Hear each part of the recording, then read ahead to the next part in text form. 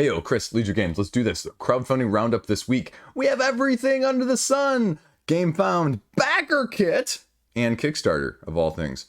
So we need to come up with a new adjective because Kickstart no longer works, even though I'm going to continue to use it from that aspect.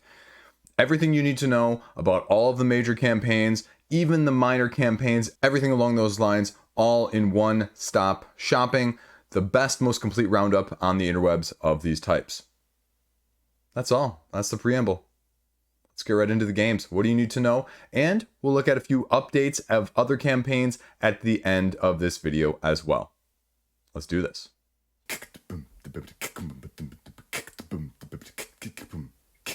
Yeah, we're just gonna go straight to it. We're gonna go straight to backer kit. And this was the big question of what is backer kit actually gonna look like?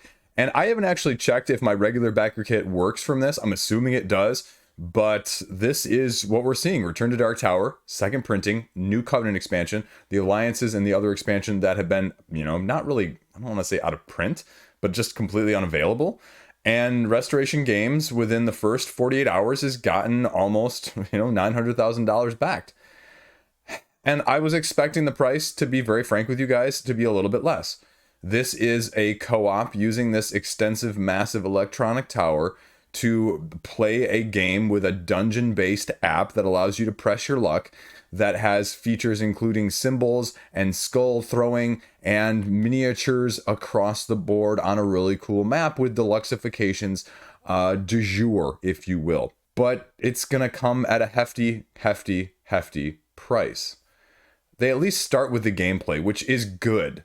They have the Gamefound sort of click over here to get where you want to from that aspect.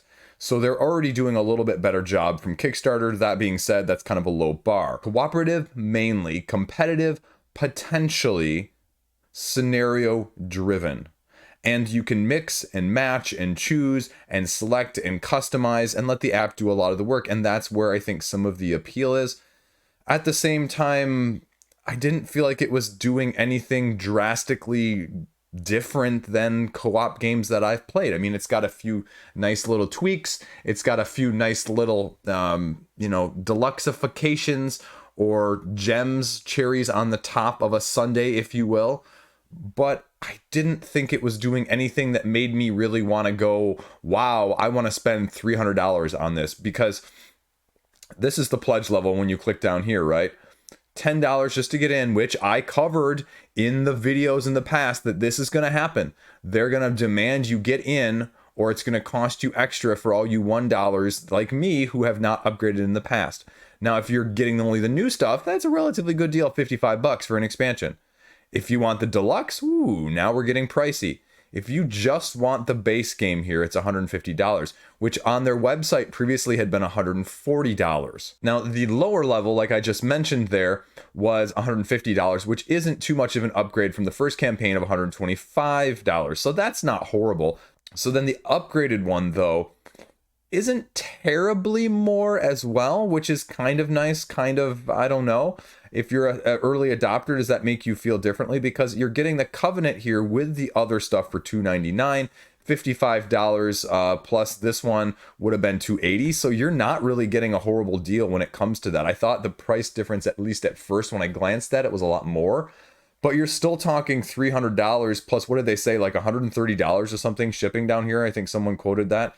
So the Azul's Bounty, no, $60. But if you're like in the EU, it's going to cost you $130 extra. So that's going to be restrictive for a lot of other people, which is VAT included. So I guess that's slightly better. I mean, if that wasn't included, good gosh, you'd have no one backing from Europe ever. But that's what you need to know. They're doing little achievements here that are going to be unlocks essentially, which is fine. We're using Backer Kit's achievement system. What does that even mean? I'm assuming they've got updates here where they've done it. Yeah, we'll click on the updates. So funding goals. So yeah, these are just stretch goals by a different name. They're trying a different name on it, I guess, because it's a different crowdfunding site. So take that for what you will, but Return to Dark Tower, it's going to be divisive.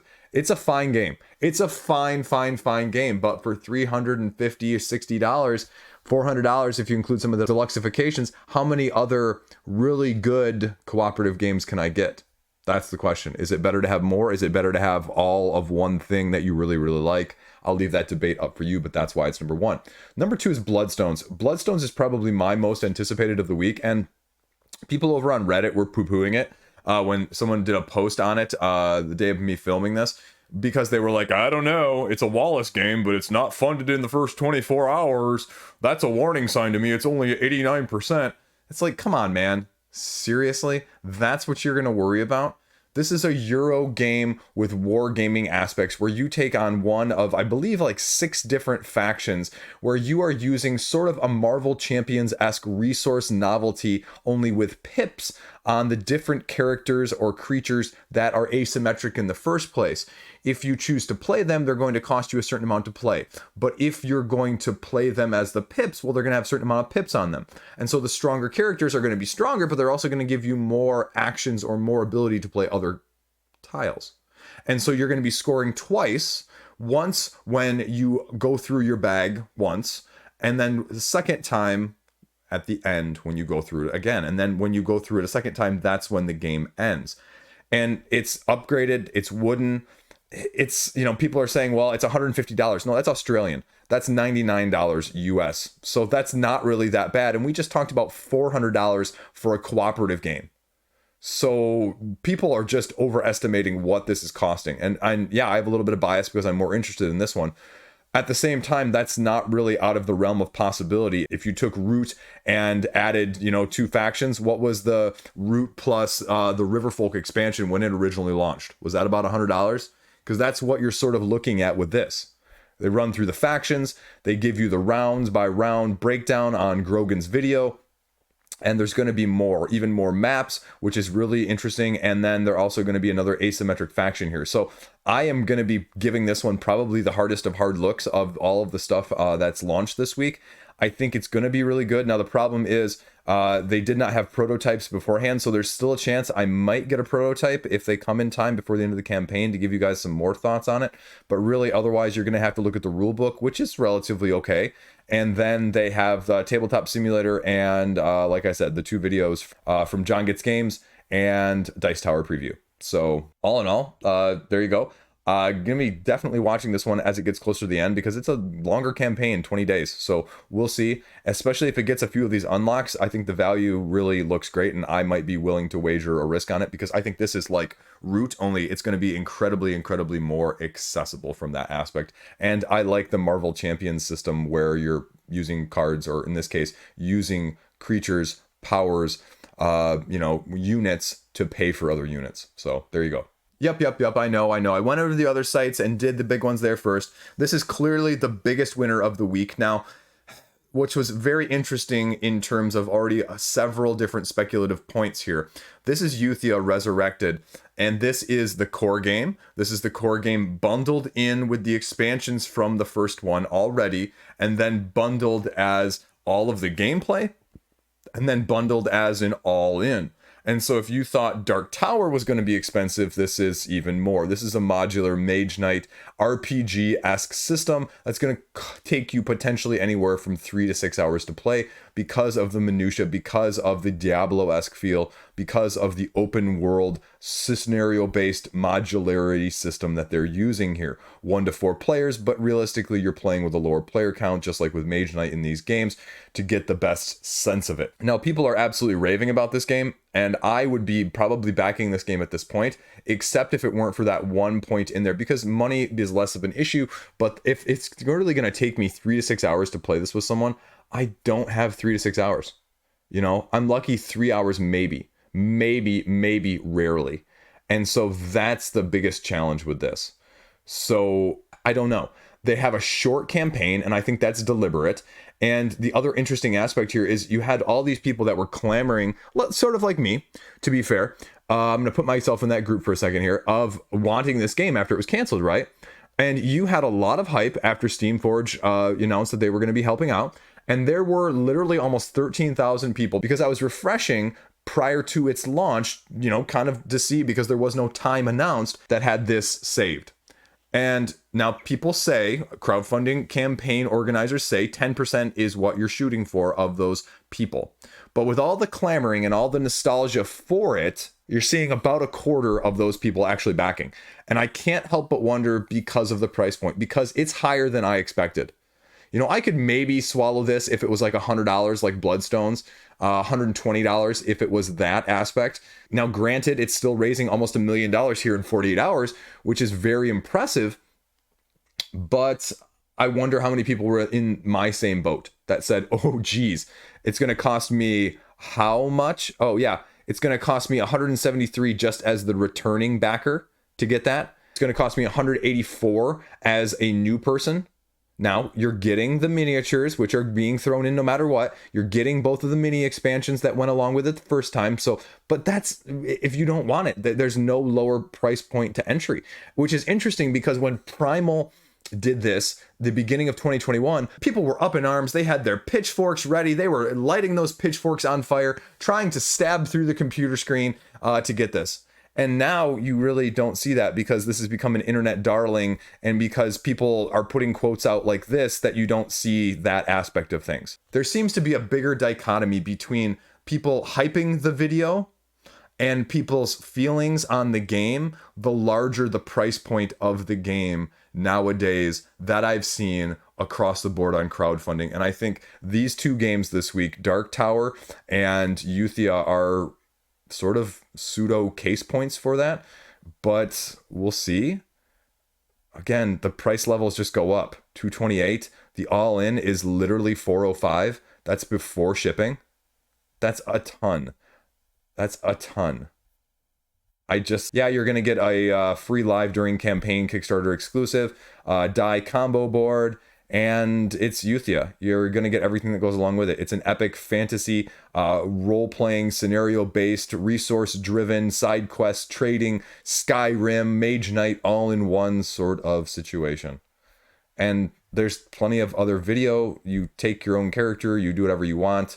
And again, it shows you everything that's in there, which is a ton of stuff. They're doing daily unlocks here, so that's slightly different than what we've seen in the past as well. And they allow you the option of some of the add-ons with some of this stuff, so if you really want it. But that's more for people who didn't get it around the first time, because like I said, if you're new at all, you're going to be getting the Elemental expansion. You're going to be getting the Griffin expansion. You're not going to get the Dragon Slayer one, but you're getting all the stretch goals. So that's what you need to know. Solo, competitive, cooperative, just way too much information for me to give you any more succinctness. You need to actually check out the gameplay, because I don't even think the rulebook is going to give you a massive sense of that. And again, even pulling up the rulebook here a second, it's 35 pages. So I think you're better off watching somebody's gameplay video, like a John Gets Games, a Paul Grogan, whoever did one, so you can get a better sense of the minutia or the level of detail that's going to go along with this comparatively, especially if you're more of the solo two-player style of games. I'll be doing it, but I'll tell you right now, it's going to have to basically win me over because of a hype level right now. With those price points, I'm probably a 3.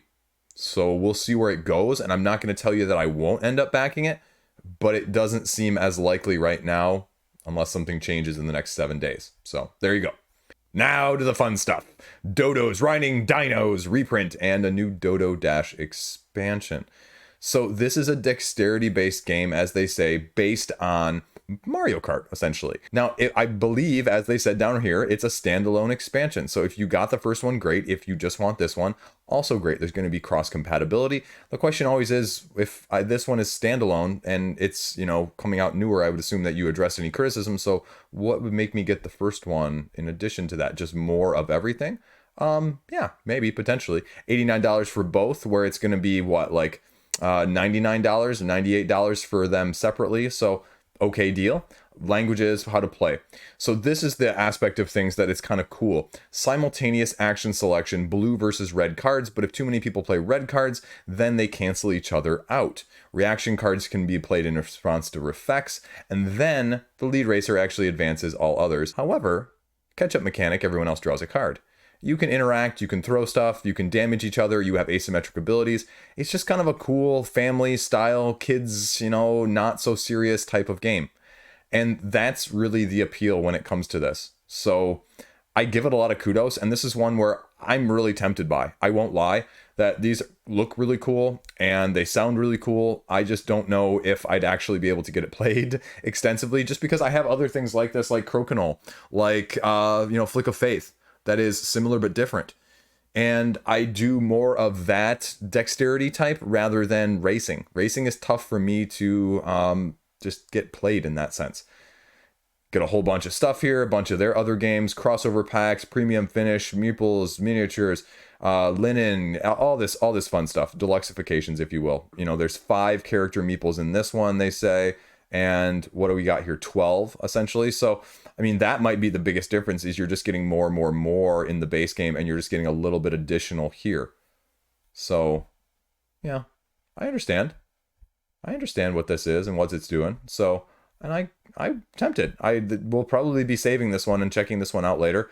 It's more just, do I want it all? Got some promos here from the original one, it looks like, too, that they're allowing access to for additional add-ons. But $10 for one character, as cool as that little dragon phoenix dude looks, that's a lot.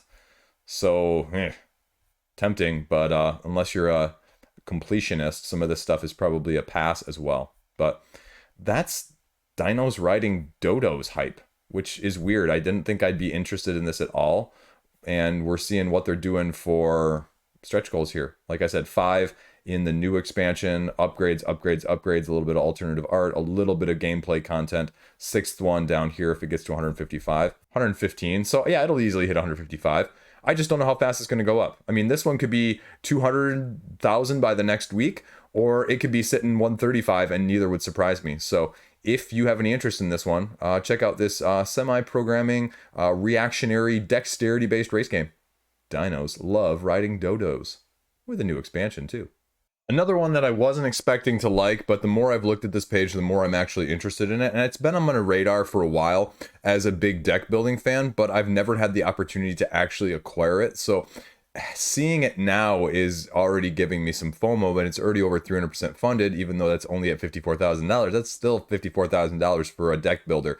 And that is Draconis Invasion. This is a collected edition with expansions Wrath and Glory that are offering new strategies and new mechanics on top of the tried and true deck building system that they have. And this is a little bit different because it's a little bit more of a tower defense style game.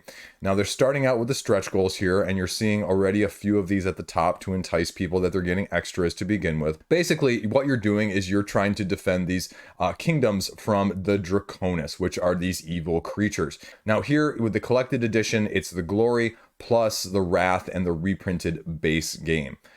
I don't know what price point or whether or not this is good, so take that for what you will. But I agree, actually, just even reading through the rule book here with where's the quote? Actually from Tantrum House, mechanics should exist in other deck building games. It's unique enough that what you're trying to do is you're trying to essentially prevent events that are happening via the terror mechanism, which we'll talk about in a second. And you are acquiring defenders to play that are going to have more attack value than the invaders. If you can defeat a certain number of invaders, or you run through the whole event deck, then the game ends. And it's competitive in that sense of a deck builder, because what you're potentially trying to do is defend better than your opponent. You're all starting with a symmetric 12 card deck, drawing 6 instead of the usual 10 and 5, so a slight spin on things. And then you play one of your cards as the A, B, C, D, E, F system that they go through. And then they've got sort of your acronym here, which we'll talk about. You do your action card, and then you do one of the following choices. Buy, campaign, which are the secret objective endgame cards. So you might want to defeat a certain type of invader or invaders or a certain number. And so that gives you different bonus points. You can attempt to defeat an invader, or you can trash a non-terror card from your hand. And this eliminate is one of the aspects that I wish you could do more commonly, right? Trashing cards as your action. That's awesome. And then you can use your gold and actually just put it back on the top of your deck, which is, again, kind of cool if you didn't buy anything that round to begin with. It tells you how to break through the invaders and defeat them, how to trash and what happens when you trash. And this is the other unique system right here, the terror and event system. So if you discard a terror card from your hand, then it increases a pip on the dice, the terror dice. If the terror dice gets to 6, then the next person draws an event and something bad happens event-wise. Like I said here, endgame scoring, 6 defeated invaders, or the final event card is drawn.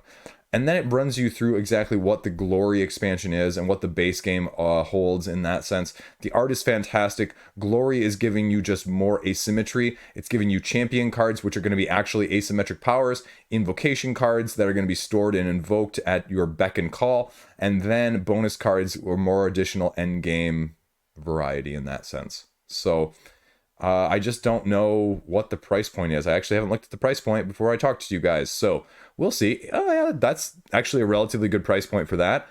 Glory expansion with the tokens, I could do without that. Glory and Wrath, Glory and base game, Glory, base game, and Wrath. That's $88 for everything. That's kind of less than I expected. At the same time, if it was $75, I'd probably be clicking back literally right now.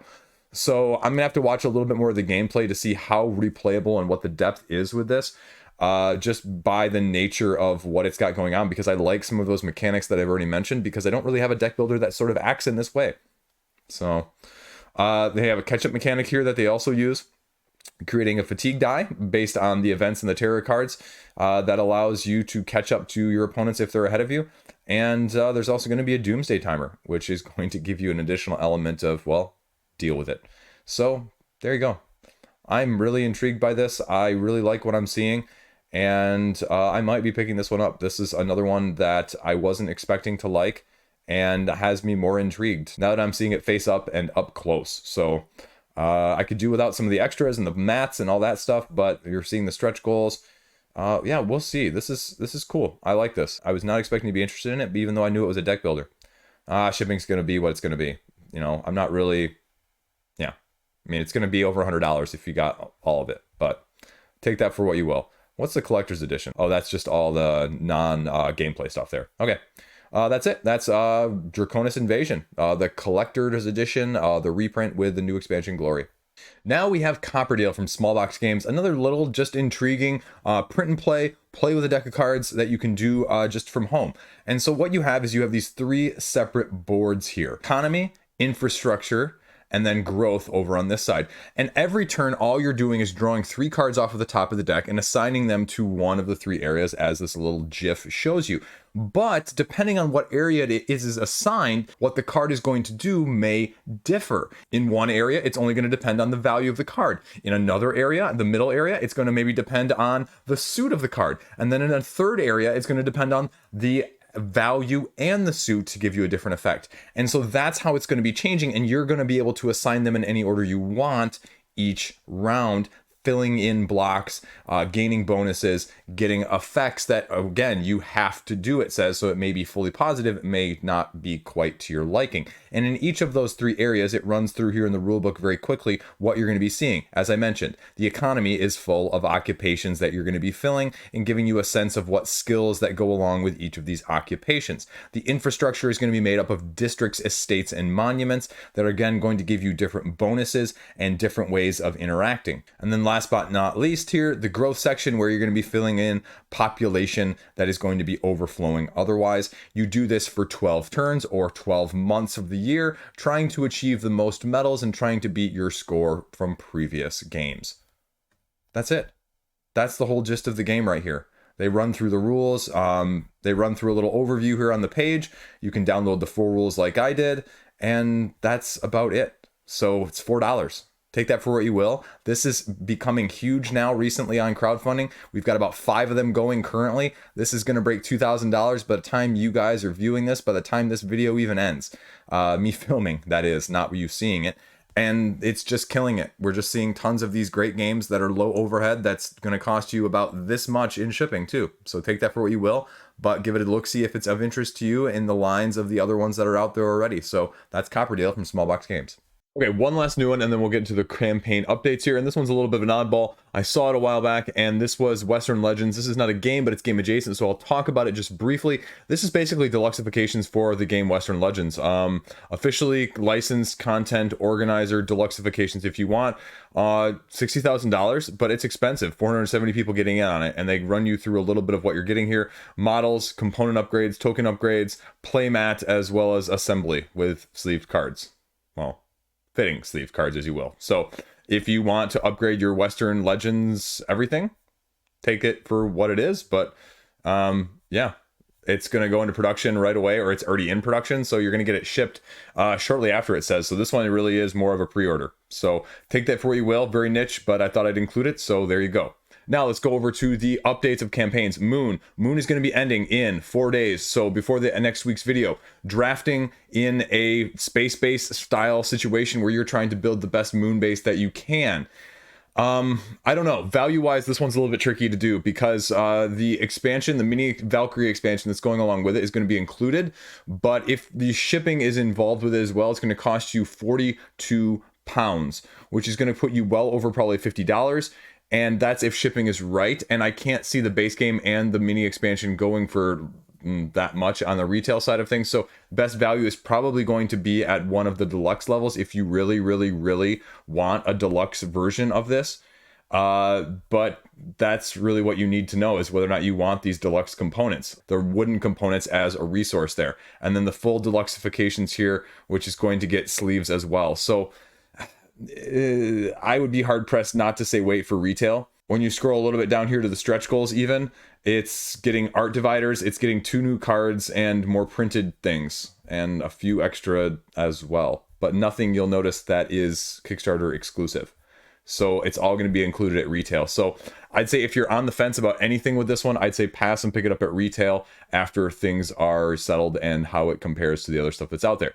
Next up, Aquamarine is killing it. It's also going to be done shortly after this weekend, and it's raised almost $25,000. I'm in on it. I'm going to be getting it. It's one of the best value bang for your bucks. Postmark Games putting out another smash hit, although it's not nearly doing as well as Voyages. I would argue for a print and play at home that you can laminate and play ad nauseum, it's doing awesome. And Postmark has shown with Voyages that they will update it continually, and they will continue to put out maps if they really can. So I think there's like 5 maps plus however many community created maps there are as well for Voyages already. So it's a sure thing right there. Now, 2 interesting ones that I'm going to comment on as more of a sort of rhetorical side of things. Taverns and Dragons. This one failed. This one failed to fund like $20,000 on Gamefound the first time around, and now it's on Kickstarter with a revamped page, and it's doing gangbusters already, nearly 400% of its funding goal with a few unlocks as well of its own. And it's going to be done by the time this video airs next week. Now, unlike the other campaigns that I just mentioned, this has some exclusive stuff here, the solo mode and a few other exclusives that are going to go along with it. So maybe that's why there's more incentive. It's more of a worker placement resource management style game where you're rolling dice and using those to collect ingredients, make recipes, and please the king while simultaneously able to go on a dragon hunt. It's the name of the game. But yeah, I'm not really sure why it's doing so much better. Is it just second time around? But we've seen that a lot in the last year, and I've covered a lot of these that have done better on the second time around, but I have to feel like this one is almost maybe also a Gamefound versus Kickstarter traffic situation as well. So I thought I'd mention it there. Now we're going to go over to Quodd Heroes, the second edition. This is another interesting case study because it's raised $100,000, but its funding goal is $110,000. So it's already over a week into funding. Speaking of Bloodstones at the beginning, right? Oh my gosh, that's a warning sign. That this is not funded, and they've already continued to keep the campaign. They're selling all of their first edition stock. They're giving discounts in that sense, and they've added some more painted miniature versions. So it's slowly creeping up there. I would imagine easily by the time of next week's video at this point, this will be funded, and so you can see where it's going. They've got a little designer diary. They've got a new chart that entails, okay, what's in what pledge levels, because there are a bunch of different pledge levels that you can get. But again, with some of the other ones this week, this is not an inexpensive game. The retail box is going to cost you $50, but if you're going to get anything higher than that, you know, the first edition right here is getting sold, as well as the deluxe second edition. The entry point for that one is $120. So when you see, I mean, this says premium production here with printed and washed and painted miniatures. I view that very similarly as Bloodstone, right? I don't see those as necessarily different. It's just how you want to spend your money, how you want to dice things. I don't think necessarily one is worse than the other. It's just more where your preference is. So this is slowly creeping up there, and I thought I'd mention it again in case it'd fallen off your radar as well. Next up here, we'll just talk about Moonrakers. Again, it's raised almost $1.5 million. It's not showing terrible signs of slowing down. It's definitely slowed down since the first week, but it's probably going to be closer to $2 million by the end of this campaign.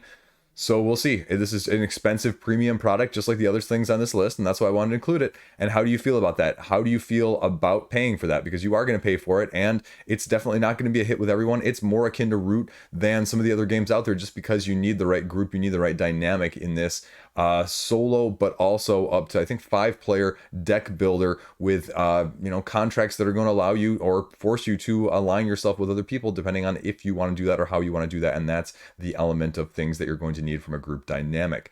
So it's doing really well. Now they're slowly doing unlocks with their holographic foil cards that you get every $25,000. Tantrum House is getting a bunch of video love here, so you can check out all their stuff too. And that's pretty much where Moonrakers is at. Last but not least, here on the updates, we have Star Realms, which is already at almost $500,000. So again, it has not shown us too many signs of slowing down. It's raised over $100,000 in the last week. So where are things at otherwise right now? They're unlocking more stretch goals. As I mentioned previously, they have exclusives. So this is probably the biggest one of all of these updates that's going to have exclusives. So if you are a FOMO specialist, this is the one that you're going to want to do. Now, FOMO dials of health? No, thank you. I'm sorry. No. Playmats, also probably a hard pass there, but they do a lot of the other cards, so you can check out that. So if you go back over to the main page here, you can check out some of the exclusive cards, and this is just like literally every stretch goal otherwise that's going along with it. It's just giving you more and more promos.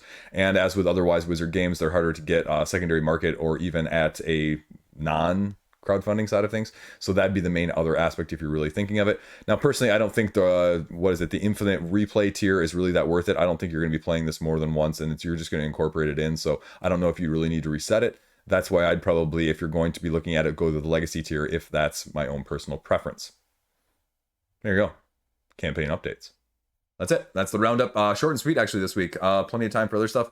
I think tomorrow, and for the upcoming video, because that's going to be a little bit shorter as well, we'll throw in some of my value picks. Again, just sort of like I did there with the end, a few of those campaigns. How good of a value is it? Yay, nay, or somewhere in between. So we'll kind of do one of those, I think, and just kind of see where that goes and see whether or not you guys like it and what the comments are and how negative the reception is.